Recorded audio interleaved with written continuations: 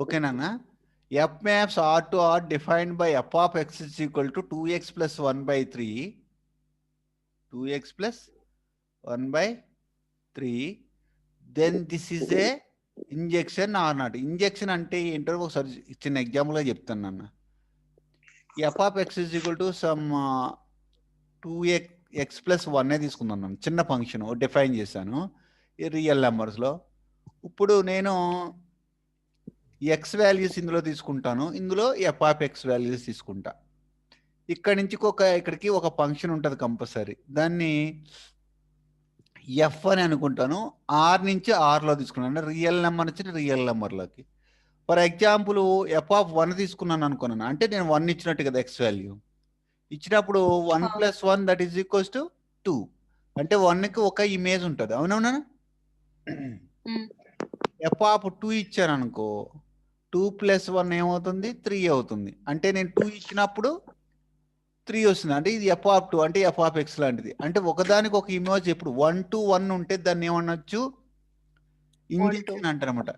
దీని ఇమేజ్ దీనికి ఉండదు, మళ్ళీ దీని ఇమేజ్ దీనికి ఉండదు అనమాట. 2 ఇచ్చినప్పుడు 3 వచ్చింది కదా, ఇప్పుడు దీని ఇమేజ్ డిఫరెంట్, దీని ఇమేజ్ డిఫరెంట్. అలా వస్తే కనుక దాన్ని ఏమనొచ్చు? ఇంజెక్షన్ అనొచ్చు. కానీ జనరలైజ్ చేసి చెప్పాలన్నమాట. నేను ఇప్పుడు ఎలా చెప్తానంటే, ఇక్కడ 1 2 అలా తీసుకున్నాను కదా, ఇక్కడ అలా తీసుకోను. సమ్ x1 x2 తీసుకుంటాను నాన్న. ఈ రెండు బిలాంగ్స్ టు ఆర్ అని తీసుకున్నాను. ఆర్ అంటే ఏంటి? రియల్ నెంబర్స్ అన్నమాట. నేను ఇప్పుడు ఏం చేస్తానంటే F of x1 is equal to F of x2 అయ్యింది అనుకోనన్నా, అప్పుడు కంపల్సరీ అది ఏమవ్వాలంటే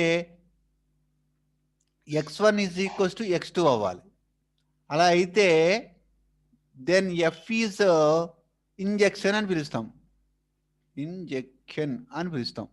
గుర్తించుకోనన్న. సరే, ఇప్పుడు ఎఫ్ ఆఫ్ x1 ఎంత అవుతుంది? 2x1 + 1/3 అవుతుంది, అంతే కదా.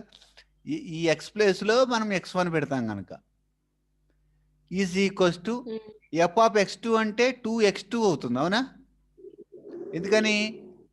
ఎఫ్ ఆఫ్ x2 కావాలనుకో, మనం F of x2 is equals to 2x2 + 1/3 కదా.